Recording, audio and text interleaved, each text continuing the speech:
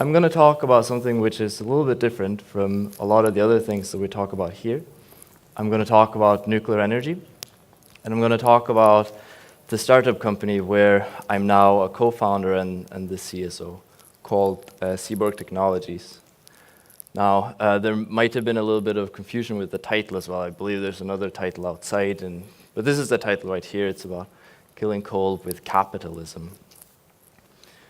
So without further ado, I'll jump right into it. But first of all, introductions. So I come from Norway, and Norway is a very beautiful country. You can basically hardly throw a rock anywhere without hitting something that could be in the front of a postcard. This thing right here is my case in point, or my point in case. It's taken from the room that used to be my room in my parents' house where I grew up. And it's a pretty cool place. And that's not only in terms of temperature, it's really, it's a nice place to live. And in reality, I never really saw myself leaving Norway. I really enjoyed it there. I went on to study there as well in the beginning. But then I got more and more interested in things and topics like energy. And cracks sort of started appearing in the facade in Norway. So on one side, Norway is often being heralded as one of the clean energy champions of the world. We have probably the cleanest electricity grid in all of Europe, with about 98% hydropower, small, quaint power plants like this one here on the left. While at the same time, we're about the 15th largest producer of oil in the world, and about the 7th biggest in terms of natural gas. So there's a bit of a Dr. Jekyll and Mr. Hyde kind of contrast, right? And these kind of things help to delusion me and what I felt about Norway. There's a saying that every road leads to Rome. In Norway, it felt like every road tended to lead into the petroleum industry. And that's not really what I wanted to do. I sort of had an ambition to do other things in life. So I got interested in nuclear energy. And the reason why nuclear energy is because it's, after all, for all its faults, it's a very abundant source of energy that produces very little CO2. And if anything is clear to me is that we're going to need a lot more energy going forward.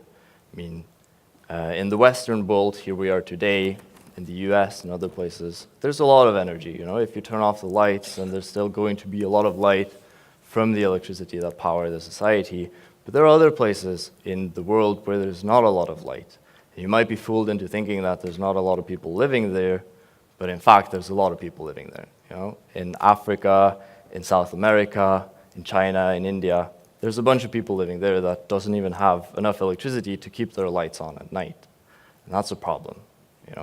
Electricity, energy is the thing that runs our society today. I don't have to say that to you guys because we all have the same interest.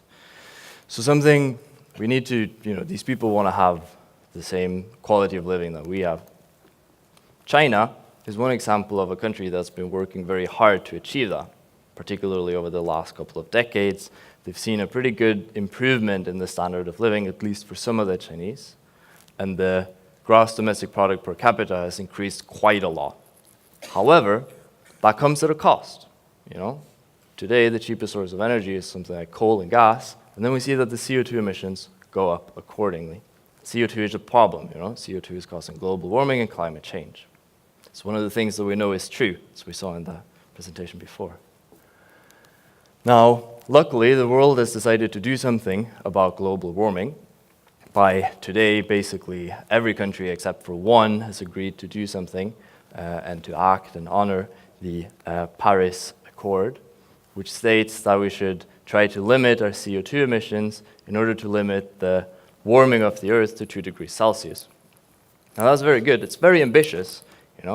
We will have to do a lot of things in order to reach these targets. And then it makes sense to me personally, and I'm not the only one, as you can see here, that in order to reach these ambitious targets, we will have to use every single means that we have. We have to use every source of electricity that we have and energy that do not emit CO2. The International Panel for Climate Change agrees with this. The International Energy Agency goes one step further and confirms that this also includes nuclear power. So these were all kind of things that played into my own decision to start doing the EMINE Master back in 2014. The EMINE, which is short for the European Master in Innovation in Nuclear Energy, back when I started. However, it was quickly clear to me that nuclear energy and the nuclear industry is not in a great shape, in between very escalating costs and very strict regulations. It's finding it very hard to do things like innovation and trying to improve things and trying to reach the sort of massive deployment that we need in order to really make a change and make an impact on the CO2 emissions that we have in the world. And this is something that also InnoEnergy realized by the time that I graduated. This is my diploma right here. You can see MSc EMINE is now European Master in Nuclear Energy, and the innovation part is nowhere to be seen. Now, however, I don't particularly like being told what I can do and what I cannot do. So eventually, I became a co-founder in this startup called Seberg Technologies, where really everything that we do is about trying to rethink these old stale ideas from the old traditional nuclear industry. Our goals I put right here. Now, they might be even a little bit more ambitious than the one from the Paris Agreement. What we say is that we want to aid the CO2 reduction and combat global warming while accommodating this increasing energy demand that we will see later on. And we want to do this being cheaper than coal. Particularly the last part is important. Hence the name of this talk, Killing Coal with Capitalism. Really the only way that we're going to see large-scale decarbonization and moving away from fossil fuels is by being better than them at their own market conditions, on their terms. So we're not quite there yet. We were founded back in 2014. We're now 5 full-time employees. We're a little bit more, some people donating some of their free time as well, which is why it's a bit more than 5 people here. And we have an income as well. So we're all specialists in sort of computational physics, which is things that other people need as well. So we do some advisory services. That means, of course, that we're most likely the only advanced nuclear startup company with an income today, which we're quite happy about. Then it's been a very interesting year as well. Earlier this year, in March, we had the first public funding from Denmark into nuclear energy ever, which we're also very happy about. And right now, we're in the process of closing our pre-seed funding round, which looks to be something around 1.5 and 2.5 million euros. So very interesting times, definitely. And how then is it that we're able to convince all these people, how do we want to come true on all of these grand goals that we have? Well, it all ties back to this thing, the molten salt reactor. So a molten salt nuclear reactor is a radically different type of nuclear reactor. The value proposition that comes out of that is basically trying to take advantage of the advantages that nuclear power has today, which includes having a very low CO2 production of energy, while at the same time being able to turn it on and off sort of when you want to, a certain flexibility, baseload power, While at the same time trying to improve on the downsides of nuclear power today. So we want to have a nuclear reactor that can run on what we know as conventional nuclear waste. We also have to make sure that it can definitely not be used for nuclear weapons, which is what this reactor is as well. And then lastly, we take a different approach to the safety aspect. And it's very important because of this, we can obtain a reactor which is a lot cheaper than the reactors that we have today. How does that work? So, existing nuclear power plants today, we can sort of see as an inverted pendulum, I don't know how familiar you are with the technology, but it's basically this solid fuel thing, and then you have water brushing past it in order to keep it cooled. If you don't keep it cooled, it melts down and you have a big problem. But at the same time, you want to have a certain thermal efficiency in your nuclear power plant, so the water has to be warm, but it has to be liquid as well, so you need a lot of pressure. So it's like a pressure boiler, sort of. If you have a hole, you have a big problem. If If you stop cooling it, you have a big problem as well. Now, luckily, we don't usually have very big problems with nuclear reactors. I mean, there are exceptions that I'm sure all of you know about, and I know a lot about. But most of the time, nuclear reactors run very safely, and the way that they do that is by installing safety systems. So complex engineered solutions that make sure that nothing bad happens to your reactor, basically. And this escalates the cost, It becomes very expensive to do it. A molten salt reactor is like an ordinary pendulum. It's an inherently safe system. If you leave it alone, it's going to stop, It's not going to warm up and melt down. It's simply going to stop producing power, and eventually the molten salt will solidify and it'll stay there, and it won't hurt anyone. And these benefits, they are derived from the use of the molten salt. So the molten salt, you can see it right here. It can be ordinary salt, table salt for that matter, sodium chloride. When you heat that up to a certain temperature, it melts, and it becomes this liquid thing here, which sort of looks like water. It's transparent, and it sort of behaves like water as well.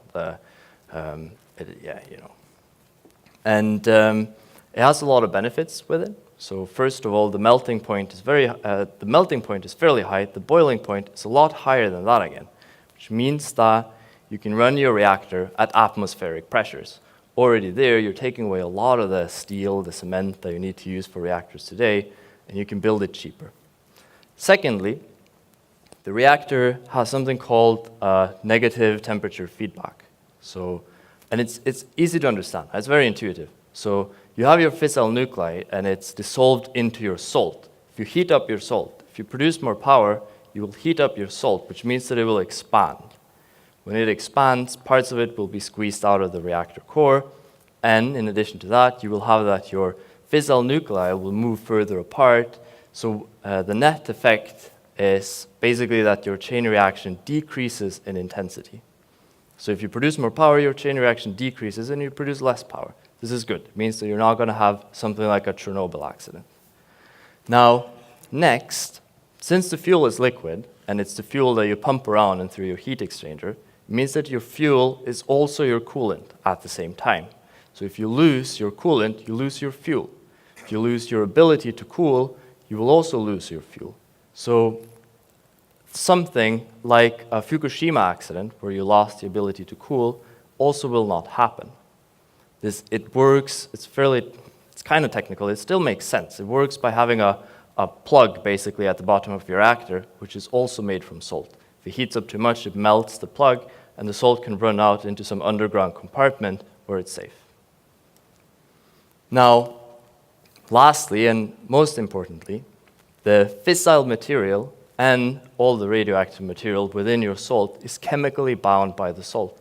So even in the type of accidents where you can imagine something crazy happening and the salt being entirely exposed to the atmosphere, you still don't have all of this radioactive products leaving your reactor and contaminating the site around. It stays in the salt, and eventually it solidifies. In the end, all of this translates into having a reactor which can be built much cheaper than existing nuclear power today. But you don't really have to take my word for it, because molten salt reactors have been built and operated already in the past, twice. So the first one was built in the 50s, and the second one in the 60s, both at the Oak Ridge National Laboratory in Tennessee in the US, and they both ran perfectly, not perfectly, but they ran very well. They had some hiccups, but overall, if you go and read the reports today, the declassified reports today, they all say it's a wonderful machine, and we recommend looking more into it. Unfortunately, they lost funding. There was a lot of reasons for that. The ultra-short answer is that there wasn't really a business case back in the time. We were a little bit less concerned about the safety of nuclear reactors back then. We were also a little bit less concerned about climate change and CO2 emissions. Today, however, that we are more interested in in climate change and the safety of nuclear power plants, we've seen a huge increase in interest for molten salt reactors. Today, there's something like between 10 and 20 startups and research organizations looking into the technology. We're up here, Particular mention is someone like TerraPower as well, which is being sponsored by this guy called Bill Gates, who you might have heard about. So there is stuff happening. It's a very interesting industry to be in right now. I would be lying, though, if I didn't say anything about the challenges that we're facing. Because, I mean, it's not like that everything is ready and ready to go. We do have some things to overcome. First of all, the Molten Salt Reactor has something that I like to call a trifecta of material challenges, where you have very high temperatures, you have a corrosive fluid, you have an intense neutron irradiation as well. It produces what, it's not exactly a benign environment for structural materials to survive in. Now, in addition to that, we got some computational complexity with simulating these reactors. So like I said before, they are radically different from existing technologies today. That also means that the tools that were developed for the original nuclear industry don't really apply. So we have to develop some new tools, and we have to build confidence in them. Building confidence in them is also intrinsically linked with obtaining a regulatory license eventually, which is a long process. And again, it's made worse as well by regulatory authorities in the world having absolutely been fixating on one type of reactor technology for basically the last half century. And now we're coming with something new and trying to convince them that it is indeed as safe as the other ones. So you can imagine that this is a very time-consuming and it's a very costly process. And money is one thing that is, not the easiest thing to raise when your proposal or your idea is something that looks mostly like an 5 to 10 years R&D effort where we're not really going to make any income before we sold our first reactor. A venture capitalist today basically want to have a return on investment is something like 3 to 5 years. So it's not entirely compatible. It's clear that we're looking at a very small subset of investors out there. That being said, personally, I am completely convinced that molten salt reactors eventually will break through. They've been built before in the past. There were some challenges that were identified, but since then we've had tremendous advances in things like corrosion understanding and material science, etc., etc. It's really a matter of time. And then the question, which, so I would hope that one of you would ask it to me, but I'm just going to assume that you would and answer it anyway, is sort of, what does the future look like, when you've got abundant, cheap nuclear power to go together with your renewables? And the way that I see it, that's exactly what energy has to be. It really should be abundant. It should be affordable so that every single person can take part in using it, and it really, really has to be sustainable.